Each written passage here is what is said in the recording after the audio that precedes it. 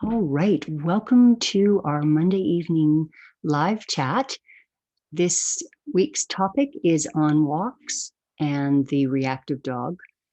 Um, I have decided to do this as our first topic and spend a little bit of extra time on it because I know a lot of people in this group are here because they do have reactive dogs and you're looking for support or ideas or you have some questions. So I hope this short chat will be helpful. And if you have any questions at all, you are more than welcome to ask them during the live, on replay, or just start a post in the group itself. So let's get right into it. So I know many of you that have reactive dogs may be struggling. There's lots of challenges that come with a reactive dog. We often, apart from the heat of the moment, being upset about that, the feelings of anxiety can continue beyond that. And we can also be struggling because we don't quite know what to do.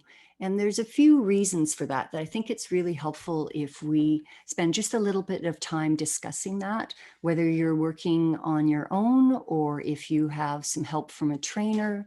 A lot of people still have some issues with trying to feel like they're having success. So I find there's sort of three main categories that people will tend to fall into. The first one is they haven't even gotten started working with their dogs or helping with the reactivity, that they really just don't know where to start.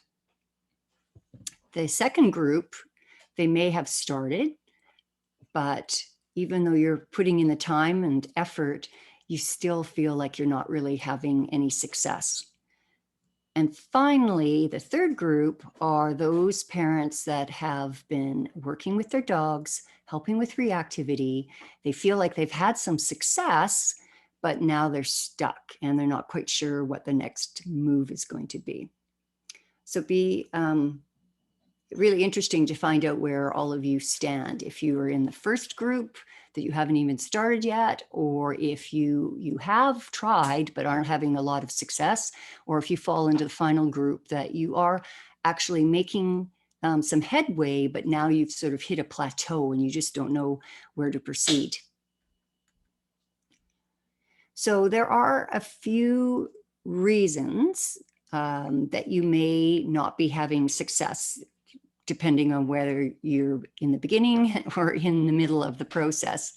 And one of the biggest reasons for most people is because there's so much advice out there. Whether you are getting it from a coworker, someone that you meet when you're out on a walk with your dog, or if you are Googling online, so much information. And so much of it is contradictory too. So it makes it really hard to decide who should you believe. So a lot of it is bad advice.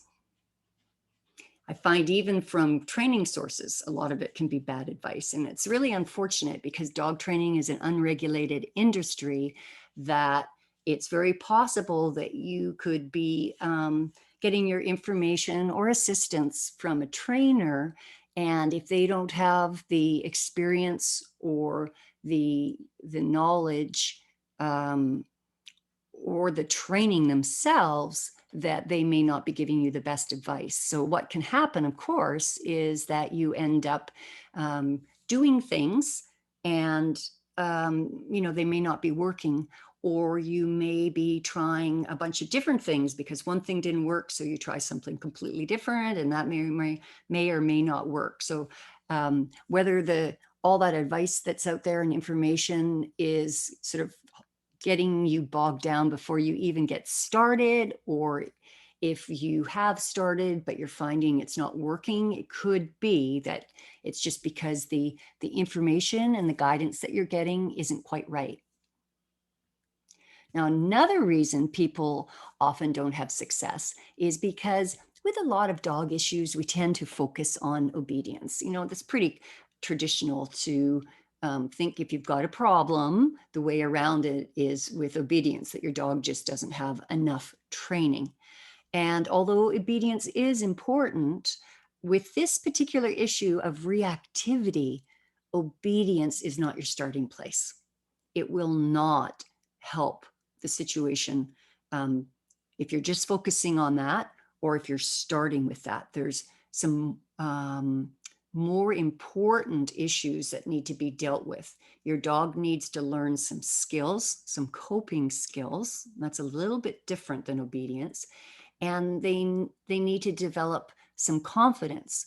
So those things need to be addressed first before we start thinking about the obedience part. So if that's all that you've been doing so far, that could be a reason why you're not seeing the results that you're hoping for. Now, this is a big one.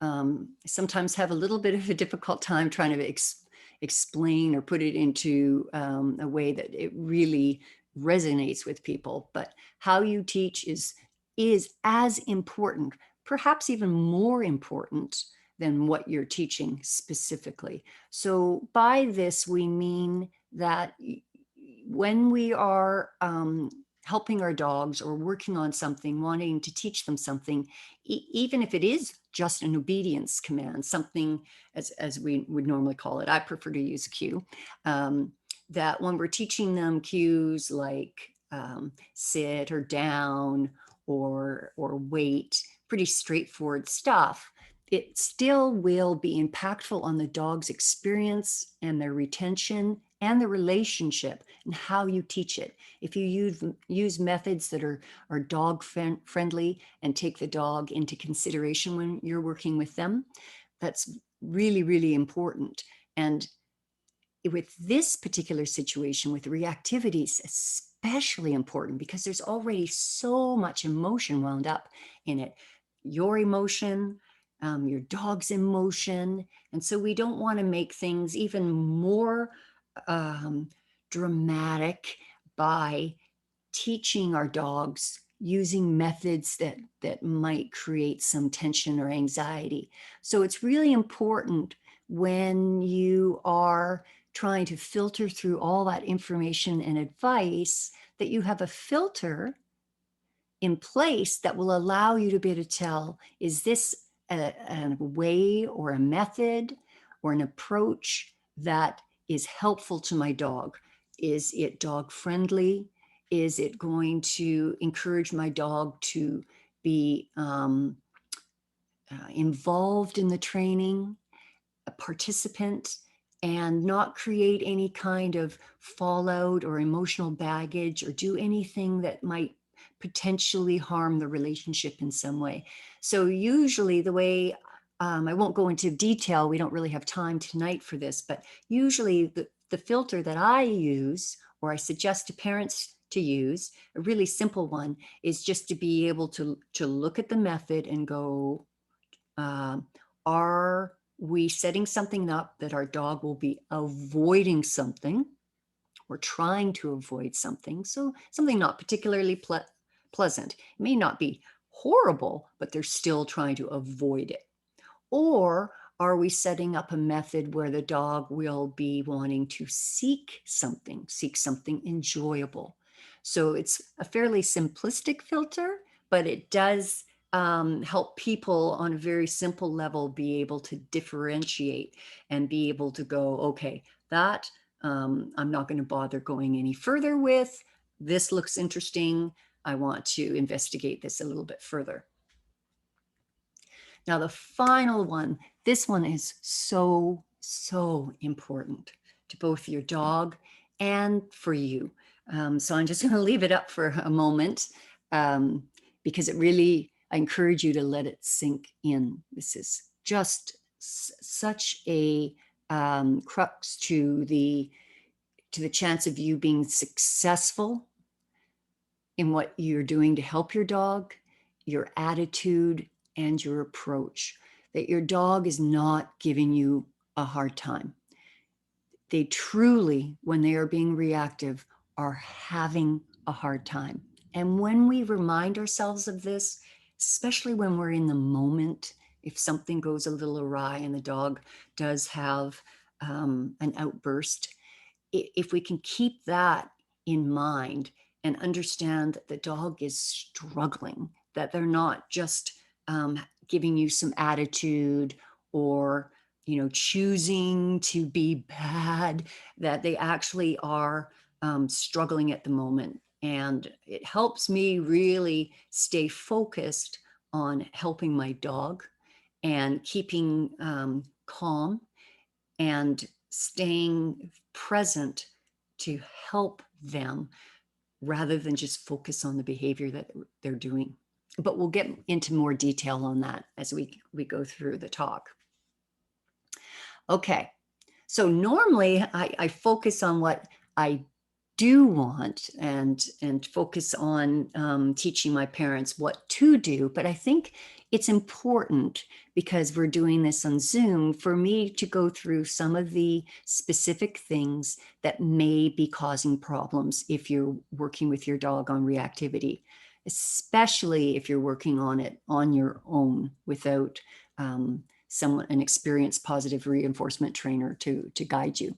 So often you'll get into trouble because we look upon the reactivity as a problem and it just needs to be fixed.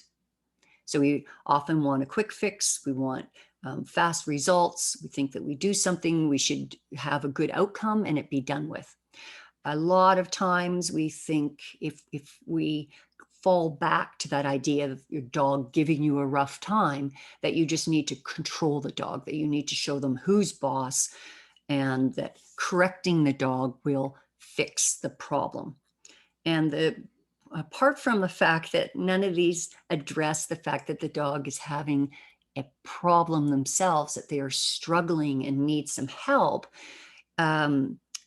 these go completely against that. The other issue with this approach is it's actually focusing on just suppressing the behavior. So I don't want my dog lunging. I don't want my dog barking. I don't want my dog growling. How do I stop that?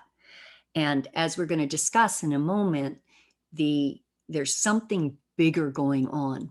And if you just try to stop the behavior or suppress the behavior, the symptoms, basically, then you're really not addressing the problem itself. You're just bandaging up the symptoms. The problem is still there underneath, and that is not ideal. So instead, it's much better for us to focus on the dog, know they're having a rough time, do everything we can to help them, to support them so they feel safe and comfortable, and that we take an active role in advocating for our dogs so that they aren't put into situations that they can't cope with. And as you work with them, as you go through a program to help with their reactivity, what that actually looks like will change, because as they start to gain confidence and be able to have better coping skills, then what you need to do to support them and how you advocate for them will change. Alrighty, so this might seem like a little bit of a silly question, but I just thought it might be useful just to quickly go through this one and ask, why is our dog reactive? What causes them to be that way? Now that we know that they are having a hard time, not giving us a hard time, the reasons that cause the reactivity will make a little bit more sense. So there's three main ones. One is the fact that they had inadequate socialization. So this is something that concerns their early life. They have a critical period when they need to have a good, positive socialization program in place so that they learn that the world is safe and that they're okay and not to be worried about stuff. So if you get a dog beyond that age, perhaps an adolescent, then you don't know what that early socialization period might have been like. And two things that can go wrong is that the people who have the puppy wait too long, And that's because of old ideas where we believed that you had to wait for vaccinations to be completed, all three sets, before we started the socialization, that was the only safe way to do it. But we know now, and it's been over 2 decades that it's been this way, that the two have to happen at the same time. That if we wait, then we will have missed the critical period, and many of those dogs will end up being more fearful and reactive because a good socialization program wasn't in place during that period when it has its best effect. The other reason would possibly be that the socialization just wasn't carried out properly. So the end result wasn't quite what we hoped for. Another reason is because a specific event has happened that frightened your dog, and now they have an ongoing or lasting fear or anxiety about that. So that could be an example, like a dog rushes up and spooks your dog. Perhaps something even more traumatizing has happened. There might have just been some event where there was, a loud noise or some kind of frightening thing that happened around them. It only happened once, but that's all it's taken. And now moving forward, they continue to display concern or anxiety when that's present. And the final is, if you have a younger dog that's not fully mature, they do go through a number of fear phases as they're growing and maturing. And so often things that may not have been an issue to the dog, at least that you could tell, all of a sudden, basically from 1 week to the next, suddenly do become a problem and become a trigger for the dog. So those are the three reasons why your dog may become reactive. And specifically, what's happening is a negative association has been created to that trigger. Now, your dog might just have a single trigger. They may be very specific that they don't like gentlemen over 6 feet tall with a beard and who are carrying an umbrella. Other than that, they're okay with people. Or it could be a little more generalized that they don't like, any children between the ages of 4 and 9. Whatever the case, whether they have a single specific trigger or a number of them, it's because there is a negative association. And that negative association is creating an automatic emotional response. So again, they're not thinking about it. They're not choosing to react. They see that trigger and it immediately causes an emotional response. And it's not a good one. It's one that makes them feel badly. So this is important to think about because it's going to influence how we help our dogs. So there are 4 keys to success. And all of them are important. All of them need to be a part of the remedial program to help our reactive dogs. And the better a job you do at each of these, the better the outcome will be. Now, I should say before we get into this in specifics, every dog will respond a little bit differently. Of course, they're going to have, you will have better results if you're doing everything properly and you're spending the appropriate time. Of course, that's going to help to a greater degree than someone that, just kind of hopes things will improve without putting effort or time into it. But the longer that your dog has been reactive to that particular trigger, typically the longer it is going to take for you to be able to change the dog's emotion and build up the confidence and the coping skills to be able to deal with it in a more positive way. So if your dog's been reacting for 3 years or 4 years, and now you've decided enough is enough, you can't handle it anymore, or it pains you too much to see your dog struggling, the idea that they were just going to kind of grow out of it obviously didn't happen and now you're ready to take some action. The dogs that have been reactive to a trigger for 4 years, those dogs, even if you're doing a really great job with the program, they are going to more than likely take a longer time to see a good shift and get to the place that you want to be than a dog that had a single traumatic event, and that week you go out and start helping your dog to change their mind about that trigger. So there is going to be a big influence based on how long this has been going on for. Okay, so what are these 4 keys to success? The first one is management. Now, I love talking about management. It's a big part of the training that I do because basically management is evolved in every single behavior that you work on, whether we're talking about reactivity, counter surfing, your dog jumping up on you, house training, just about anything.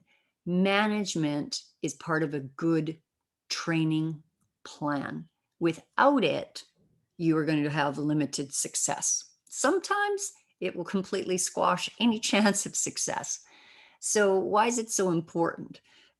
Although people don't think about it as being very exciting, and I'm not sure if they tend to avoid it because it's not particularly exciting or because it's not an seemingly the active part of the training.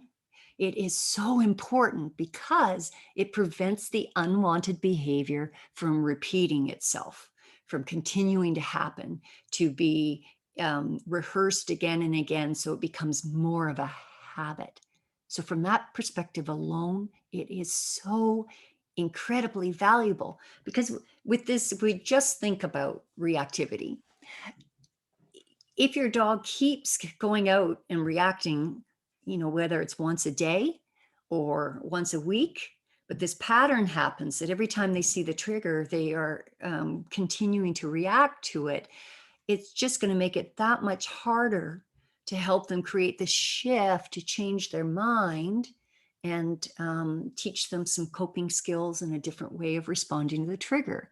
It's just, there's too much competition, there's too much conflict and confusion. So management's essential when we're working with reactivity. Now, because there's this emotional component, unlike counter surfing or house training, management is especially important when we're working with a reactive dog because it helps reduce the stress. And this is so important when we realize that our dogs are going out. And if you think about yourself when you go out for the walk, if you have a reactive dog and you're like, oh my gosh, I hope we don't run into any off-leash dogs, or, oh, I hope this is a good day. Imagine how your dog is feeling, because your response is secondary. You kind of have an understanding of what's going on.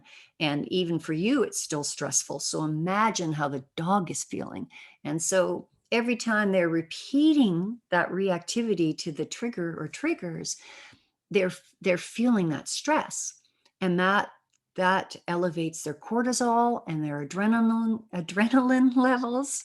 So it's not a nice place to be, because those hormones, they stay elevated for a long time, 24 hours, 36 hours.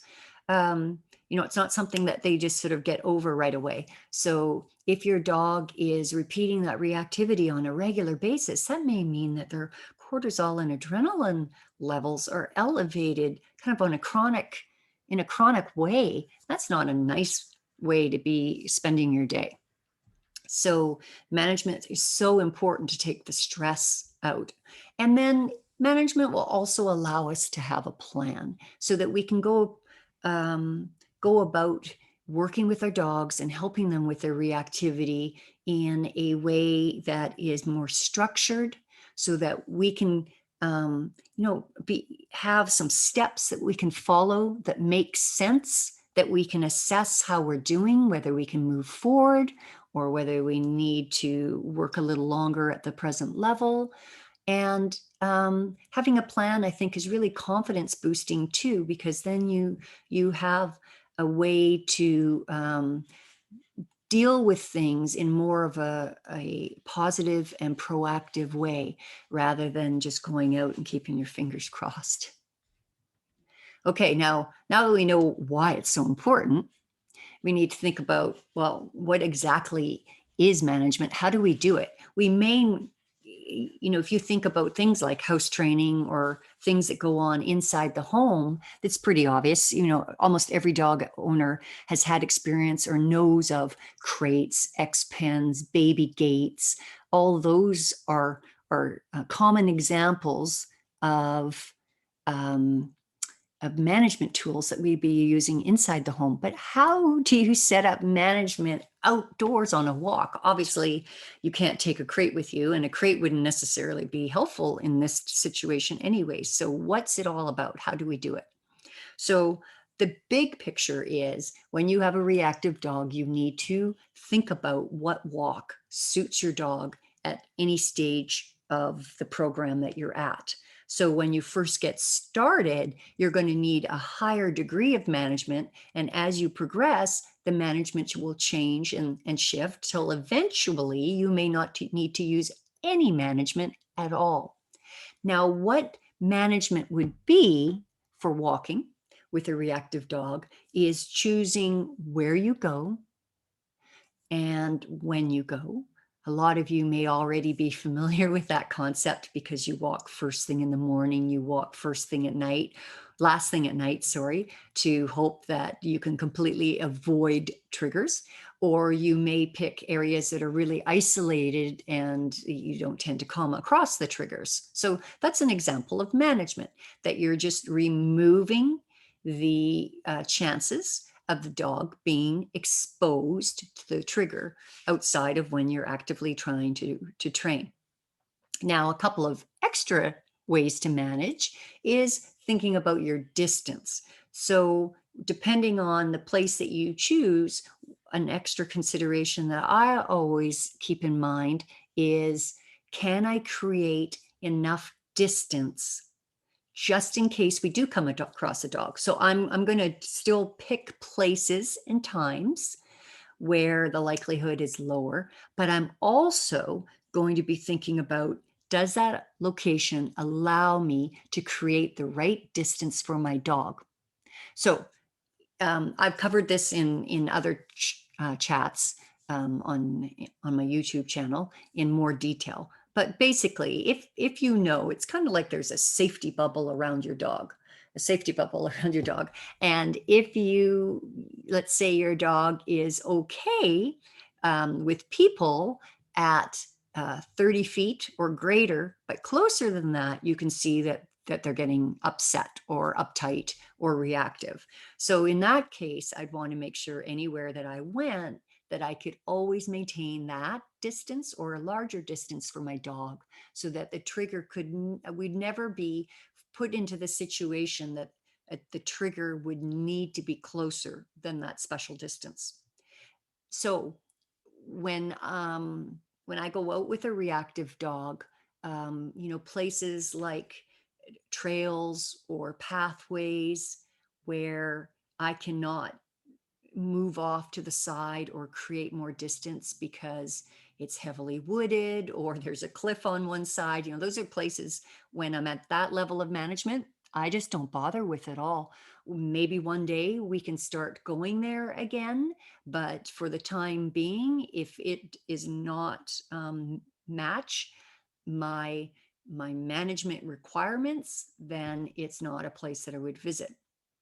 And one of the places that I do like to take dogs that are reactive to dogs is actually on city streets, because we tend to run into way fewer off leash dog bombs, where even if you choose an on leash only area specifically to protect your dog and create enough space and management for them, there's always those, oh, he's friendly dogs that come flying up or out of nowhere that are off leash. Chances of that happening quite a bit lower if you're walking on streets. Now, the only thing with that is you need to still be able to create some distance. So I always pick areas that have some space that I either can go up a driveway, go up a walkway, or there's some open space on one side so that I can move away and create distance. So these are all things that you need to think about so that you can create proper management for your dog when you're out.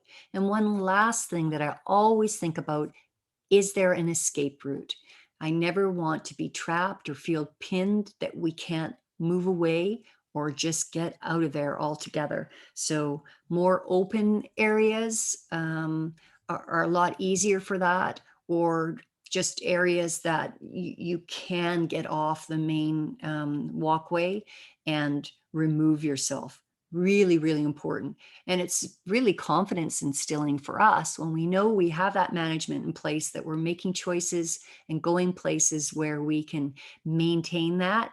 Um, it really helps to keep your confidence up because you know you have a plan, and that if stuff starts to go a little bit sideways, that you can get out of there. So, what you need to do for management, again, it's to be proactive, that when you go out with your dog, you have a plan, you know, sort of what their tolerance level is. And so if you're faced with any of these things, you know what to do. You know, if you have to go into management mode, that you can be proactive about it, and you know what you're going to do before you take your dog out. So um, the other thing that find that is often missed with management is that parents don't really have their skills for reading their dog's body language quite where they need to be yet. So, of course, most of us will recognize when they're reacting by, um, barking, lunging, growling, having a complete meltdown. I mean, that's obvious. But it's really helpful for you to be able to recognize what their real management requirements are, is to be able to recognize more subtle signs of body language. Because if you're thinking everything's fine until they completely lose it, then that you might think, oh, everything's good. They're okay. Our management level is 15 feet. Once we hit 15 feet, then there's a problem. But more than likely, at 20 feet or 25 feet or 30 feet, your dog was already conflicted or stressed. But, and the numbers may be different. They might be much larger than that. That your dog was probably exhibiting smaller signals that went unseen. And so their actual management level is much larger than you think it is. So it's really important that you educate yourself to recognize all the different types of signals. Again, we don't have time to go into all of them, but there's a few that I know whenever I do a body language discussion, people are a little bit surprised about. Dander on your dog's coat. If you have a darker dog, and you may say all of a sudden that they've got flakes everywhere, that's not because they need head and shoulders. That's because they're experiencing stress and they have a coat blowout where they suddenly shed, or they have dander. They can have sweaty paws, paw lifts. Their tongue can start going a little bit darker because their blood pressure is higher. And some of these things we miss because if our dog's out in front of us, we only can see some of the body language. We may be missing some of the really important stuff and really obvious stuff, depending on your dog's coat type, that happens in the face. There's so many stress indicators and communication signals that are given off in the eyes, the muscles, the ears, the shape of the mouth, the tongue, all of that. So often some of those will just be completely unseen because of where we're positioned with respect to the dog. So it's just something to keep in mind. Alrighty, so the second big thing with having success with helping your dog with reactivity is changing that emotional response. So we talked about that in the beginning, that they have this automatic emotional response and it's not a good one. So to be successful, the real gist of the reactivity work is in changing those associations. Management's important. We must have that in place. But the active part of the training, it's not obedience, but it's changing their association, building better associations, building good associations. And there's a few different ways that you can do it. Two of the most popular and common ways that you may come across are open bar, close bar, and look at that. And they're both very simple games. Timing matters, but I use them every time I'm working with a reactive dog.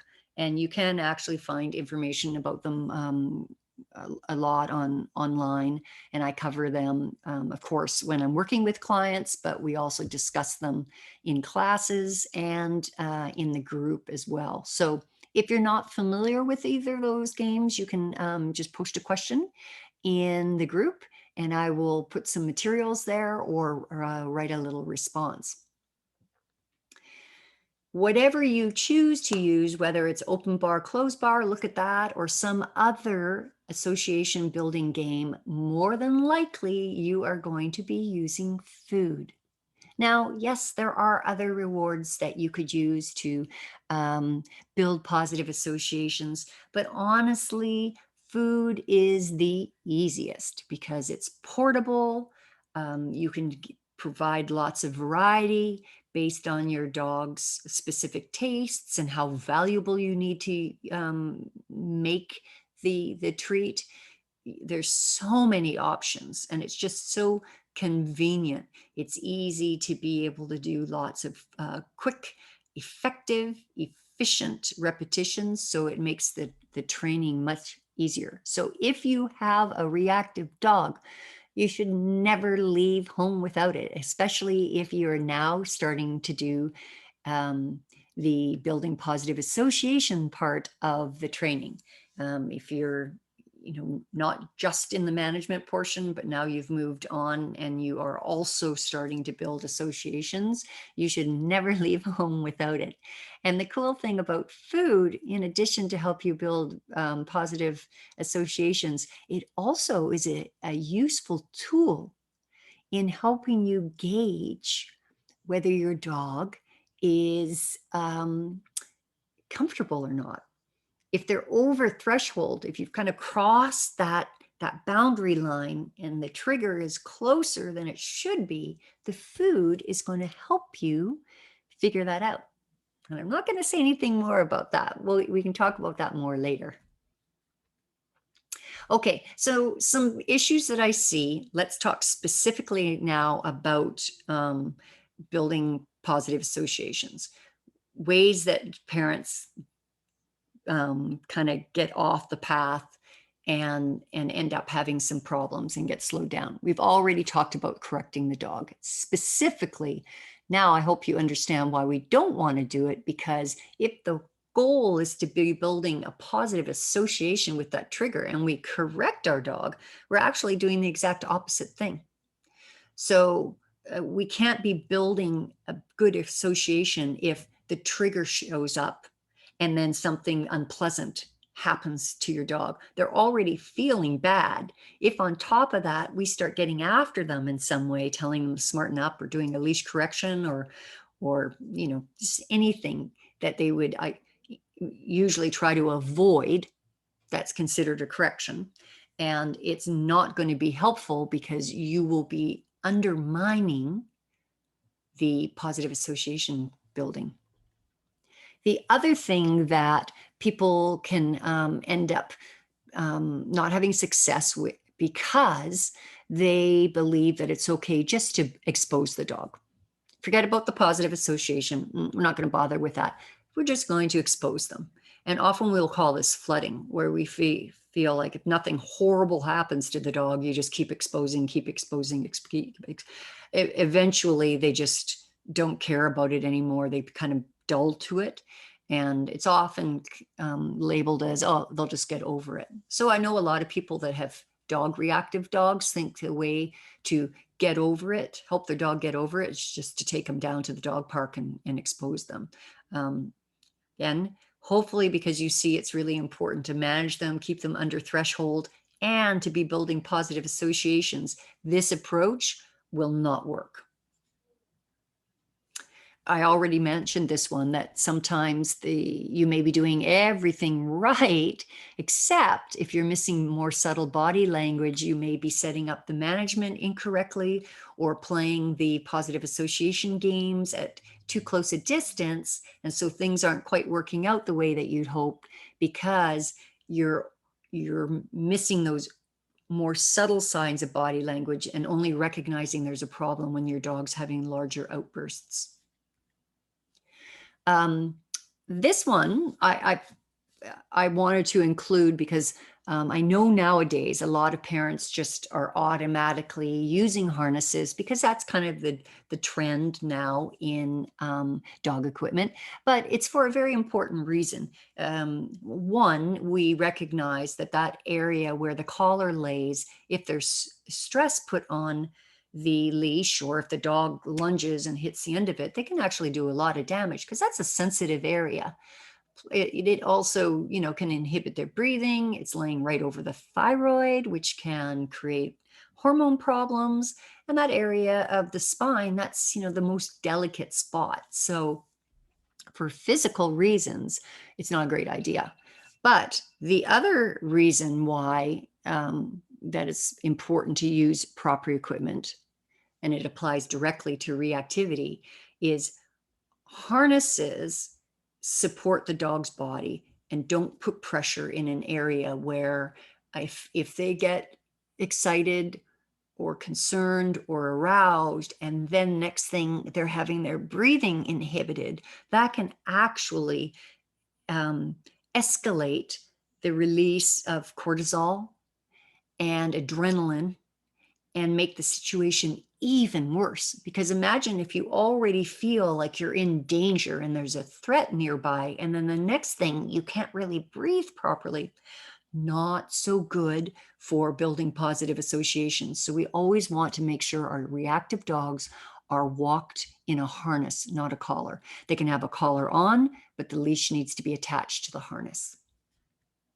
And then the final one that I wanted to mention about building positive associations and how sometimes people get it a little bit wrong is whether they're actually in management mode or in training mode.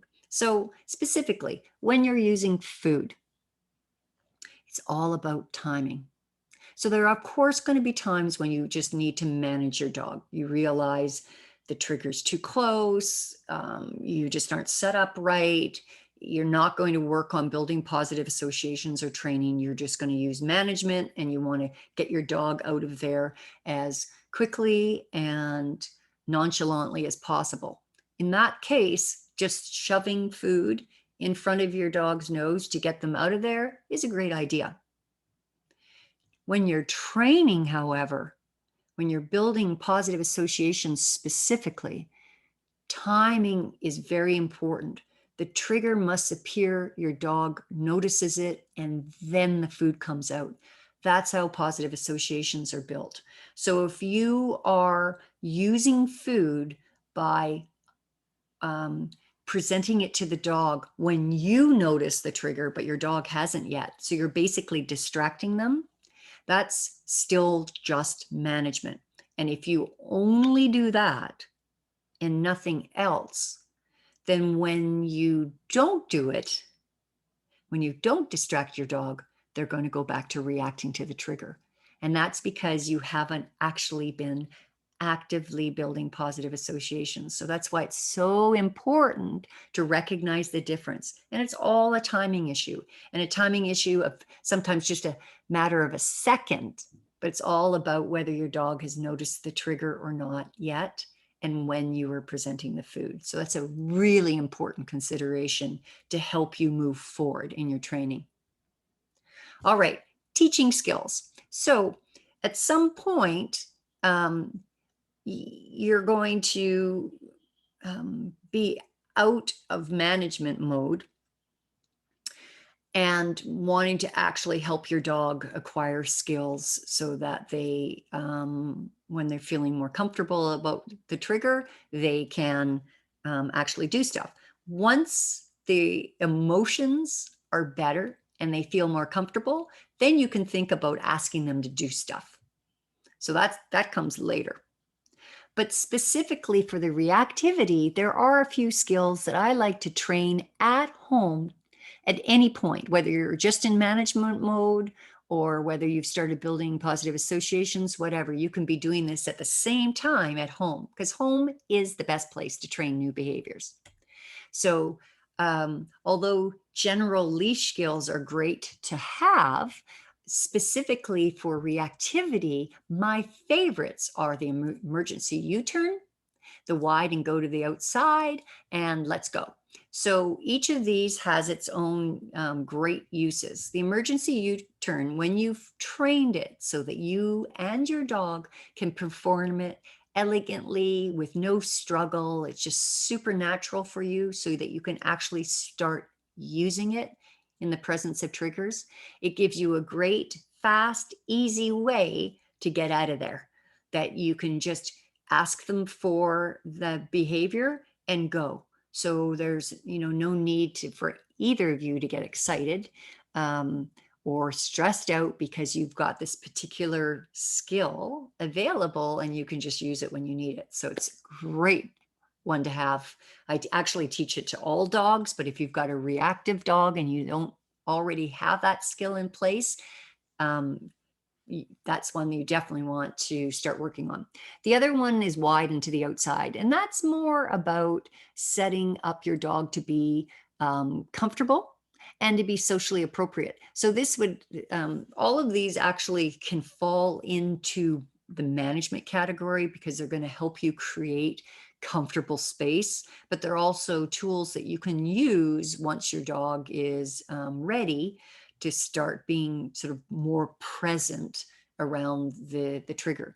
So the wide and go wide into the outside is about creating a more polite and natural social interaction. So in a human world, we tend to have our dogs just approaching each other straight on, and that's not a particularly polite way to approach. It's quite confrontational and it can create a lot of stress. So instead, a better approach is when you see the trigger to start swinging out wide. So you're going out and around and passing the trigger. And then once you're beyond the trigger, you resume your original pathway. Now, to take that up a notch, you can actually move your dog to your outside as you're going wide around the trigger. And this is, again, something that you'd want to practice ahead of time so that it's easy and natural.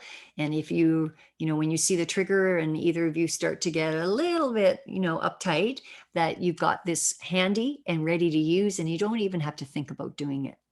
I find for a lot of clients, just doing this one particular thing when they see triggers brings a lot of relief to their dogs and can help, for some dogs, help with the reactivity just doing this, because the dog realizes every time the trigger appears that the parent has a plan and they create that distance that they need to be comfortable. So again, really useful.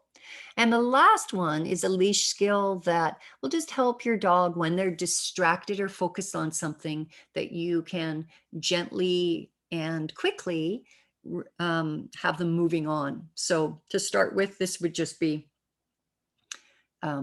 once you've trained it in the home, so it's working well, you'd introduce some just regular distractions, not triggers, so that they learn how to be able to come away from the distraction.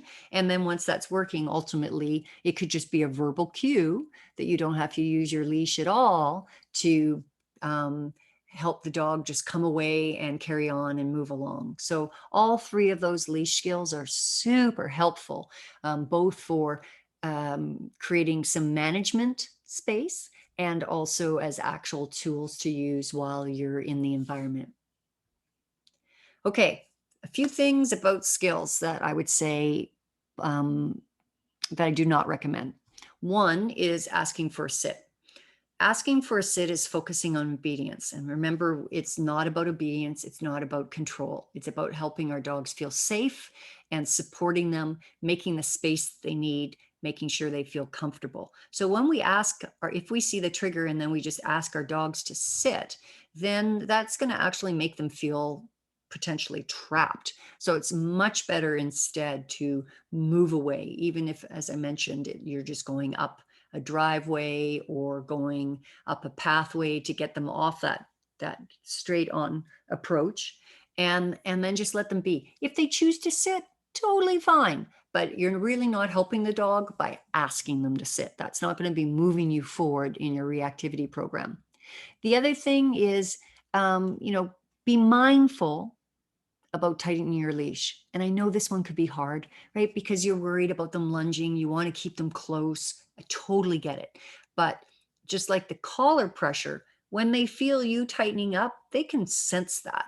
They can feel that tension. And that's not going to make it easier for them. That's actually another negative association that's being paired with that trigger. So it's a much better plan to keep the leash shorter so that they're not able to run off to the end and potentially hurt your shoulder or drag you or pull you or adrenalize themselves. You can keep the leash shorter, keep your hands close to your body, but just think about just creating that little bit of slack so that you're not holding up on them or creating any extra tension. Okay, so the last part that I'd like to cover about reactivity is actually enrichment.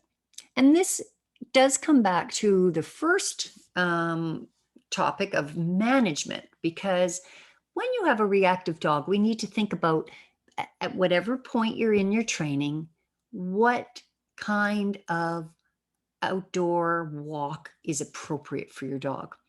And in the beginning, if you have a highly reactive dog, for some dogs, taking a break from walks is the best thing that we can do. That we just give them a stress break, that we don't have to have them worried about going out and possibly running into triggers, and that's what they're focused on. Now, way around that is if you can create enriched walks where it's not just your standard walk where you're going around the block or potentially seeing these things that bother your dog, but you actually go out with a plan to do something fun. And there's a few ways to do that. A pretty common one that most people are familiar with now are snifaris. And snifaris are fantastic. You can actually do them anywhere. So if you do have a dog that's on a short period of let's just stay home and de-stress, then snifaris are fantastic because yes, of course you can do them out and about on a walk off your property, but it's totally possible to do them in your own yard. I even do snifaris inside the house too. So that gives you a lot of options. No matter what level of management you're at, you can set up a snifari.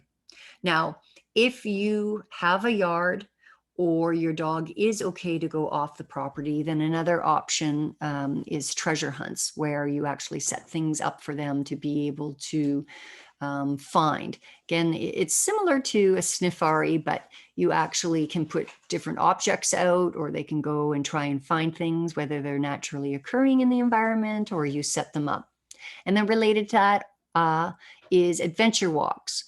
And this particular one, normally you need to actually go off the property to do this, because we're trying to give them a novel experience that they wouldn't normally have at home. So when I guess you actually could do this at home too by setting up something novel in your own environment. Anything's possible if you've got a bit of an imagination. But adventure walks would normally be what I would think about going to the beach or going into the forest or finding places that are enjoyable for your dog and give them a new experience. Sorry about that, guys. A new experience, and they can focus on having fun and exploring or sniffing rather than worrying about triggers coming or going.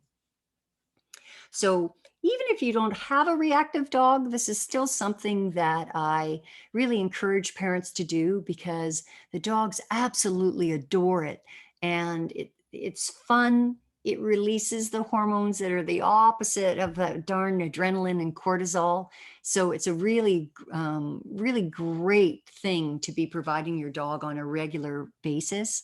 But if you have a reactive dog, it's especially important because this may be the main way, um, other than food puzzles, that you are providing enrichment for your dog and keeping them happy when you're having to implement some level of management, or you just want to bring more joy into their life so they're not so stressed about the possibility of triggers appearing.